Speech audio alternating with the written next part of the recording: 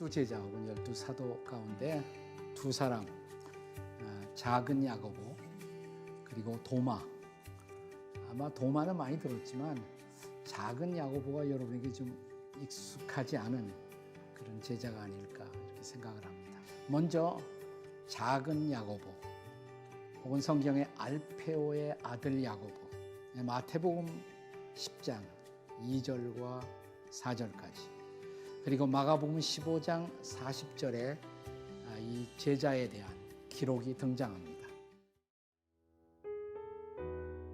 열두 사도의 이름은 이러하니 베드로라 하는 시몬을 비롯하여 그의 형제 안드레와 세베대의 아들 야고보와 그의 형제 요한, 빌립과 바돌로메, 도마와 세리마테, 알페오의 아들 야고보와 다데오, 가나나인 시몬 및 가룟 유다 곧 예수를 판 자라.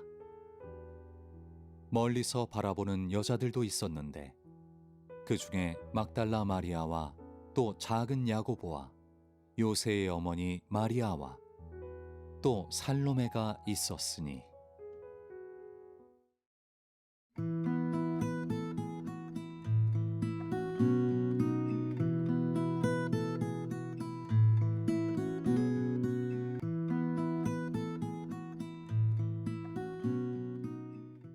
작은 야고보 혹은 알페오의 아들 야고보, 성경은 아주 간략하게 이 제자에 대해서 그렇게 기록하고 있습니다.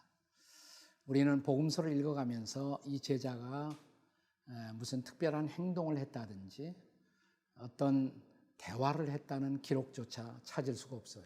그냥 12 제자의 리스트를 기록하는 가운데 아주 간단히 등장합니다.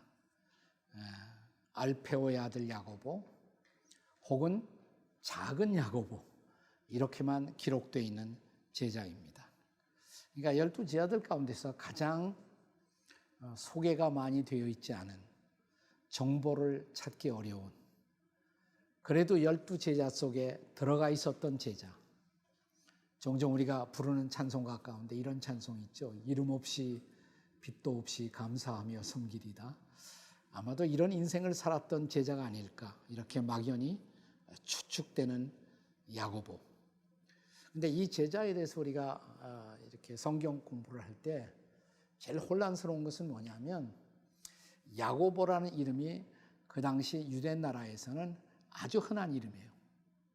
지금도 사실은 서양 사람들 이름 가운데 제 1위가 뭐냐면 요한, 존, 2위가 뭐냐면 제임스, 야고보예요. 그렇게 많아요.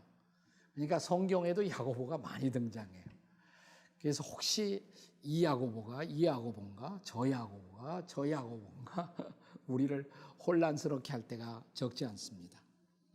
그래서 저는 우선 이 야고보는 이 야고보가 아니다, 이런 이야기부터 좀 하려고 그래요. 우선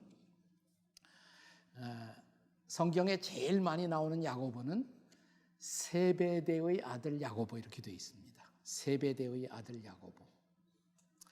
우리가 이 세베대의 아들 야고보에 대해서는 소위 예수님의 인너 서클, 예수님 옆에 가장 가까이 있었던 세 제자, 베드로, 야고보, 요한이죠. 그 중에 끼는 그 야고보가 아니다 이 말이에요. 오늘 야고보는 그 야고보가 아니라는 거. 그리고 그 세베대의 아들 야고보, 이 야고보는 아마 사도행전 12장에 보면 예루살렘 교회의 최초의 순교자 헤롯에 의해서 죽임을 당했던 야고보, 이게 세베대의 아들 야고보예요. 근데 오늘 공부하는 야고보는 그 야고보가 아니다 이 말이죠. 그리고 또 하나 우리가 혼동하지 말아야 할 것은 예수님의 동생 가운데 야고보가 있었어요. 예수님의 동생 야고보. 예를 들어서 갈라디아서 1장 19절에 보시면 주의 형제 야고보, 이런 표현이 등장합니다. 주님의 형제, 그러니까 육신의 형제다 이 말이죠. 그러니까 그 주님의 형제 야고보의 아버지는 요셉이었겠죠. 그렇죠? 어머니는 마리아였을 것이고. 근데 그 야고보가 아니다 이 말이죠. 사실 성경에 보시면 예수님의 육신의 형제들이 예수님 이 땅에 계실 때는 예수님을 구세주로 믿지 않았던 것 같아요. 종종 예수님의 형제들이라도 저를 믿지 아니하였더라. 이런 말씀이 성경에 나오거든요. 그러니까 같이 있으면서 예수님을 메시아로 구세주로는 생각을 안 했던 것 같아요. 근데 그런 그 예수님의 형제들의 생각 속에도 중요한 전환점이 생깁니다. 그것은 나중에 예수님이 부활하셨을 때, 죽음을 이기시고 부활하신 그 주님. 실제로 우리가 고린도 전서 15장에 보시면 부활하신 주님이 500여 형제에게 나타나셨다라는 말씀이 있어요. 그러니까 500명 이상이 부활하신 예수님을 눈으로 목격한 거예요. 그때 아마 예수님의 형제들도 자기의 형제라고 생각했던 그분이 부활하신 모습을 보면서 저분이 평소에 얘기했던 진짜 메시아로구나. 그때 아마 확신했던 것 같아요. 그래서 그들의 생애 가운데도 변화가 일어나요. 예수님의 형제들 가운데도. 그래서 우리가 보면 예수님의 형제들도 예수님의 제자가 되고 주님을 증언하는 그런 사도로서의 삶을 살기 시작하는 모습들을 볼 수가 있습니다. 근데 오늘 야고보는 그 야고보가 아니다 이 말이죠. 그러니까 두 가지는 분명해요. 세베대 아들 야고보가 아니고 또 예수님의 동생 야고보가 아닌 다른 야고보.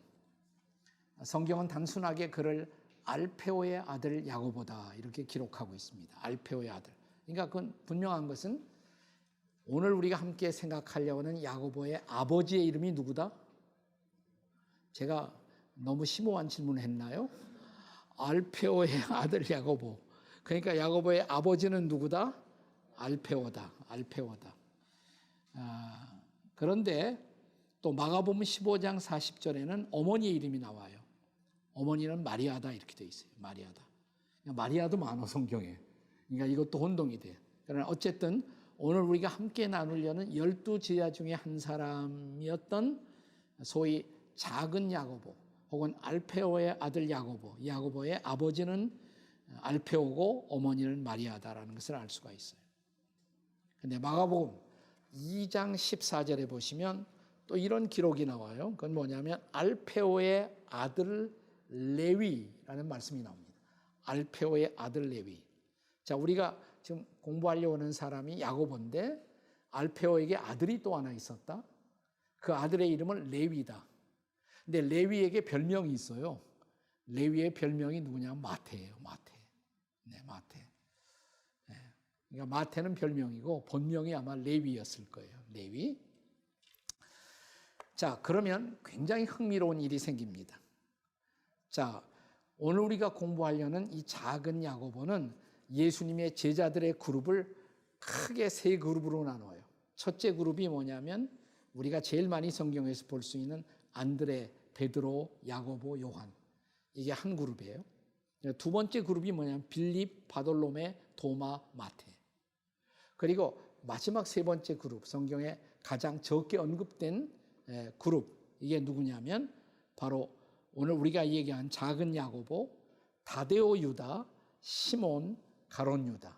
이게 세 번째 그룹이거든요. 근데 성경학자들은 이 세 번째 그룹이 예수님 당시에 소위 애국운동, 독립운동을 하고 있었던 열심당원의 영향을 받고 있었던 사람들이다. 열심당원은 반로마주의자예요. 그런데 알페오의 아들 중에 레위, 마테는 직업이 뭡니까? 세리죠, 세리. 세리는 로마에 붙어서 거기서 경제적 이득을 취하고 있었던 사람이에요. 친로마주의자예요. 그러면 형제 가운데 한 사람은 반로마, 한 사람은 친로마. 우리식으로 말하면 한 사람은 보수, 한 사람은 진보. 형제들 사이. 그럴 수 있어요, 없어요? 있죠. 선거 때 그래서 형제들 사이에 싸움도 일어나잖아요. 우리 부모 세대와 우리 세대도 생각이 다르잖아요.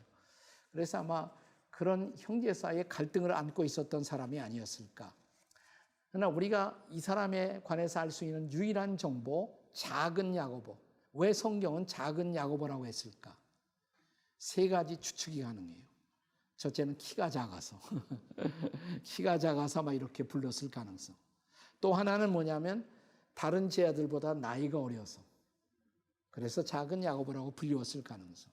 또 하나는 뭐냐면 영향력이 적은 제자였어. 상대적으로. 그런데 성경에는 안 나오지만 역사가인 유대 역사가인 유세비우스라는 역사가의 증언에 의하면 이 제자에 대해서 작은 야고보에게 이런 기록을 남깁니다. 그는 말수가 적었다. 그러나 늘 기도하는 제자였다. 말은 많이 안 해요. 그래서 이 사람에 대해서 할 말을 별로 기록할 수는 없어. 그러나 기도하고 있었다. 그렇다면 이 제자는 굉장히 중요하죠. 말로만 하나님의 일을 하는 것은 아니잖아요. 우리가 기도로 하나님의 일을 할 수가 있잖아요. 그러니까 성경에 많이 나오지 않았지만 이 제자는 뭐예요? 필요한 제자다. 그래서 저는 이 제자에게 별명을 붙일 때 작은 그러나 필요했던 제자. 작은 제자지만 하나님 나라에서 필요했고 또 12제자의 그룹에 꼭 필요했던 사람. 교회 전승에 의하면 이 사람이 나중에 순교했는데 다른 제자들처럼 사실 유다는 배신했고 사도 요한은 제일 오래 살았고 나머지는 다 순교해요. 근데 이 작은 야고보는 예루살렘에서 순교했다는 설도 있고 또 지금의 에집트에서 순교했다는 말도 있어요. 톱으로 전도하다가 켜갖고 죽음을 당했다. 그렇다면 어쨌든 이 사람은 비록 많은 업적을 남기진 않았어도 주님이 보실 때 꼭 필요해서 12명 중에 끼워주었던 제자. 오케스트라 할 때 여러분 그 제일 필요한데 자원을 많이 안 하는 것이 제2 바이올리니스트라고 그러죠. 네. 제1은 많이 지원하는데 제2가 없어요.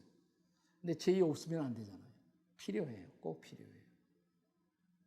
우리가 여기서 멀지 않은 그 국립묘지 같은 데 가면 그 묘지 중에서 가장 영광스러운 것 어딜까요?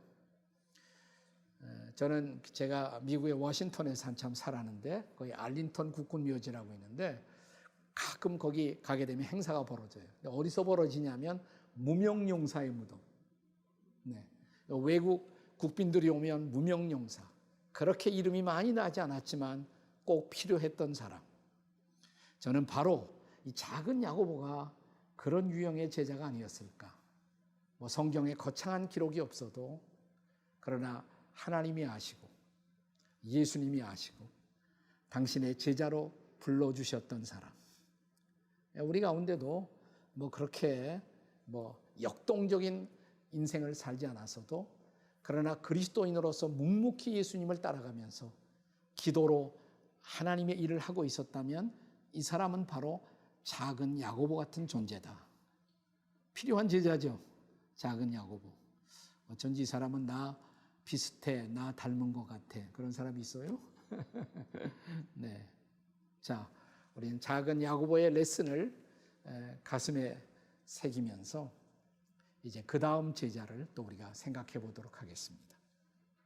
네, 그 다음 제자는 우리에게 훨씬 더 친근한 그리고 아마 많이 질문하고 싶은 그런 대상이 될 수 있는 제자. 우리가 흔히 의심 많은 제자, 의심 많은 사도, 도마라고 말하죠. 자, 성경이 이 도마에 대해서 증언하고 있는 성경의 기록, 요한복음 20장 24절 이하 29절의 에피소드를 함께 경청하시겠습니다.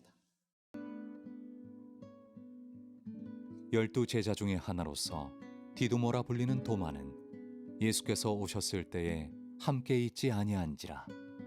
다른 제자들이 그에게 이르되 우리가 주를 보았노라 하니 도마가 이르되 내가 그의 손에 못자국을 보며 내 손가락을 그 못자국에 넣으며 내 손을 그 옆구리에 넣어보지 않고는 믿지 아니하겠노라 하니라.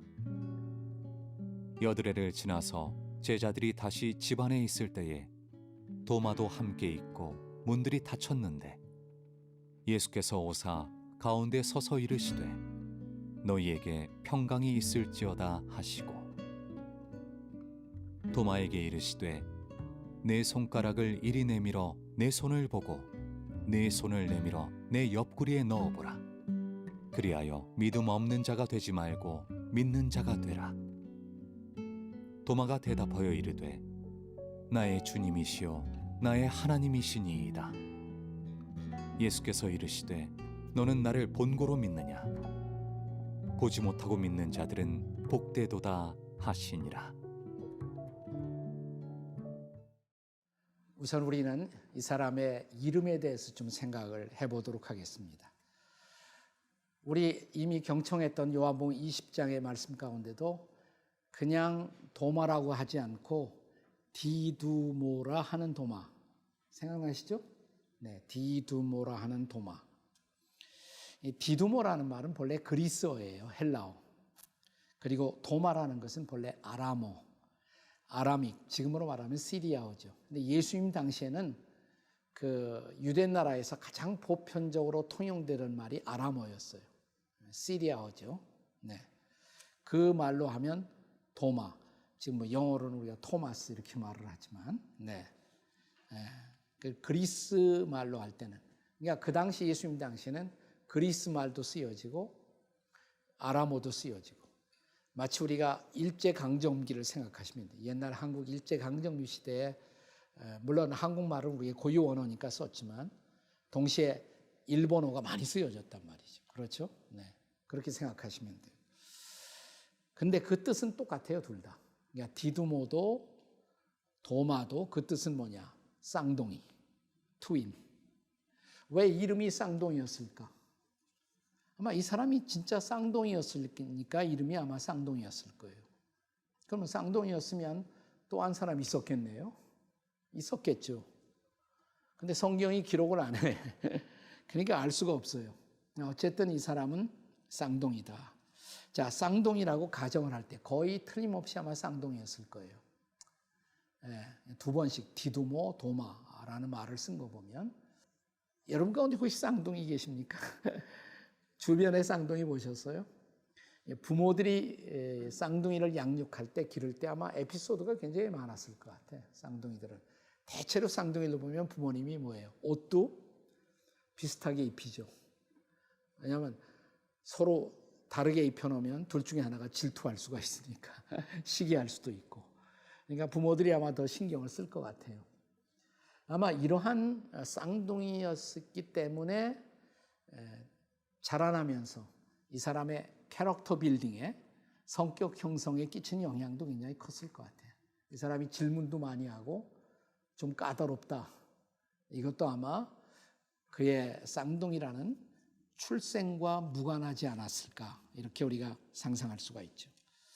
우리가 성경에서 이 도마라는 사람의 기록을 찾으려면 요한복음에만 나와.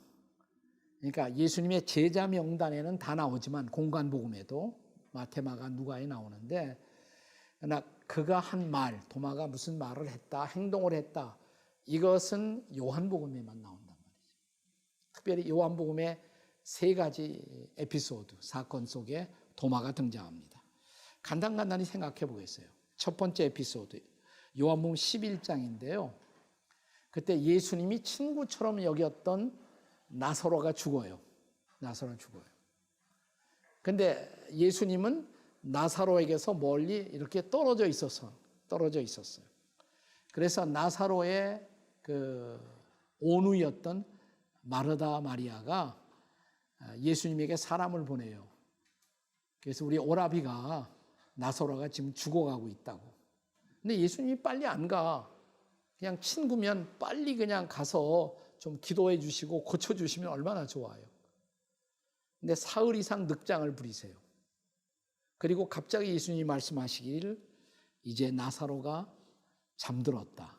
그 말은 나사로가 죽었다 이 말이에요. 자, 이 장면에서 도마가 등장해. 뭐라고 하냐면, 그래요? 그럼 우리도 함께 죽으러 가죠. 도마가 한 말이에요. 무슨 뜻으로 이런 말을 했을까? 우리도 함께 죽으러 가자. 어떻게 하면? 자조적인 발언, 꽈배기 하는 거. 여태까지 예수님이 안 가시다가, 빨리 안 가시다가 죽었다고요? 아주 자조적인 그런 발언처럼 들려요. 그런가 하면 또 어떤 의미에서는 이제라도 가서 뭐 어떻게 해 주셔야죠. 아니, 나사로가 죽었으면 우리도 같이 죽어야죠. 그냥 놔둘 수가 있습니까? 라는 어떤 용기 있는 발언? 아니면 두 가지가 다 믹스된 그런 발언처럼 들려요. 그죠? 자, 두 번째 에피소드. 요한복음 14장. 요한복음 14장은 이렇게 시작돼요. 너희는 마음에 근심하지 말라. 하나님을 믿으니 나를 믿으라. 그러면서 뭐라고 하냐면 내가 어디로 가든지 너희가 그 길을 알게 될 것이다 라고 예수님이 말씀하세요. 내가 길이요 진리요 생명이요. 그건 조금 이따가 하신 말씀이고 그 전에 우리가 어디로 가든지 너희가 그 길을 알리라. 이 장면에서 도마가 또 튀어나와요. 도마가 뭐냐면 주여 어디로 가시는지도 모르는데 우리가 그 길을 어떻게 알 수가 있습니까? 여기서도 약간 꽈배기처럼 들려. 그죠? 예? 그러니까 아주 순수한 정상적인 대화가 아니라 약간 좀 이렇게 삐딱한 발언, 퉁명스러운 발언. 그런가 하면 주님 길을 알아야 제대로 따라가지 않습니까? 라는 진지한 발언처럼 느껴지기도 하고 그냥 믹스드된 그런 그 도마의 발언을 보게 됩니다. 그 다음에 세 번째로 또 도마가 등장하는 장면이 요한복음 20장이에요. 이제 부활하신 예수님. 부활하셔서 제자들 앞에 등장했는데 첫 번째 등장했을 때 도마는 거기 없었어. 그러니까 다른 제자들이 부활하신 예수님을 만나보고 놀라갖고 야, 우리가 주님을 봤어. 다시 사신 주님을 보았어. 그랬더니 그 장면에서 또 도마가 등장해요. 그리고 뭐라고 말합니까? 그럴 리가 있니? 그분이 다시 사셨다면 나는 손가락을 옆구리에 넣어보지 않고는 나는 믿을 수가 없어. 그러죠. 여기서도 약간 뭐예요? 약간 삐딱하게 그렇게 느껴지기도 하고 또 어떻게 생각하면 뭐냐면 확인하고 싶은 그분이 부활하셨다면 나는 정말 확인하고 싶어 라는 실증적 구도자의 모습으로 생각할 수도 있고 약간은 복잡한 성격의 도마예요. 그죠? 네. 이런 도마의 세 가지 에피소드를 우리가 볼 수가 있습니다. 자, 그러나 중요한 것은 마침내 도마가 뭐냐면 도마가 실제로 옆구리에 손을 안 넣어본 것 같아. 넣어봤다는 말이 없어 성경에는. 그런데도 주님이 등장하셨어 또 부활하신 주님이. 너무 놀래갖고 그럼 주님 진짜인지 아닌지 내가 한번 만져볼게요 하고 가서 확인을 안 했어요. 안 하고 주님 앞에 엎드립니다.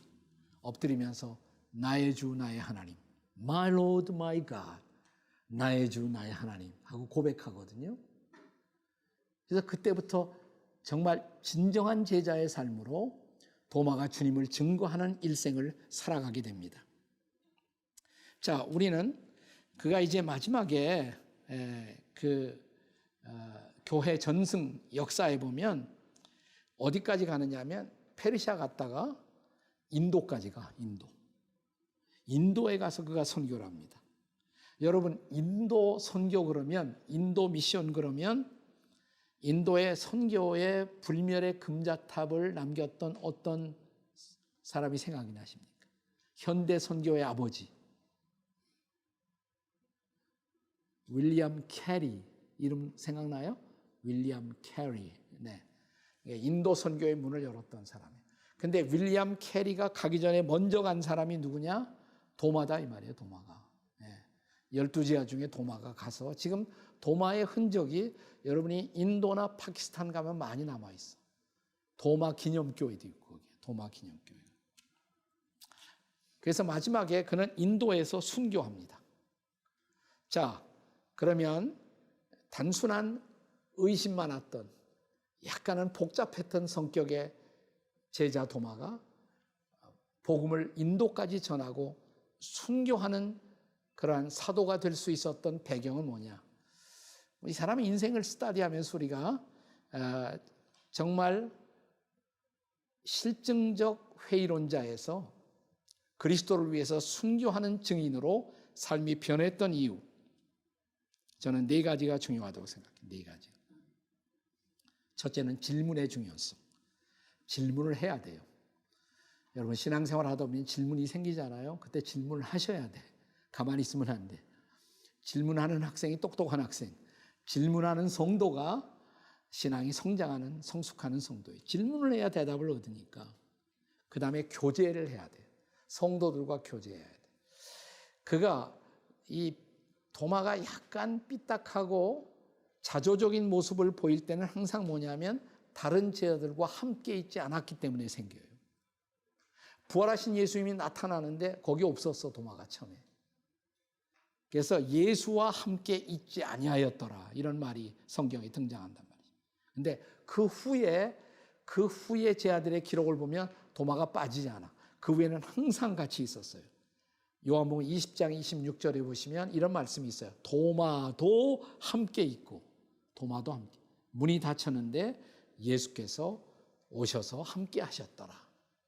함께 있는 것이 중요해요. 우리가 좀 의심이 있고 또 신앙생활에 어려움이 있어도 우리가 그리스도인 친구들과 함께 있다는 거. 함께 있는 공동체. 그 안에서 우리의 의심이 극복되고 우리의 신앙이 성숙하고 성장할 수 있다. 그런 레슨을 배울 수가 있는 거예요. 그리고 일시적인 낙심을 극복하는 일. 도마도 일시적으로는 꽈배기도 하고 자조적인 모습도 보이고, 나 이걸 마침내 극복해요. 우리도 신앙생활을 하다가 잠깐 후퇴할 수도 있어요. 잠깐 방학도 할 수 있고. 하지만 중요한 것은 마침내 극복하는 것이 중요하다. 그리고 제일 중요한 것은 마침내 신앙 고백의 중요성. 예수가 누구인가를 확신하고 마침내 고백합니다. 나의 주, 나의 하나님, my God. 단순한 인간이 아니라 그분의 신성을 받아들이고 그분을 자기의 하나님으로 구세주로 고백하고, 이것이 마침내 자기의 전 일생을 주님 앞에 드리면서 순교적 증인으로, 그리고 인도라는 거대한 나라에 복음의 현저한 발자취를 남기는 사도의 삶을 살게 하는 계기를 만들었단 말이죠. 자, 도마의 이런 생애가 어떻게 흥미롭지 않습니까? 예. 여러분에게도 도전이 되시나요?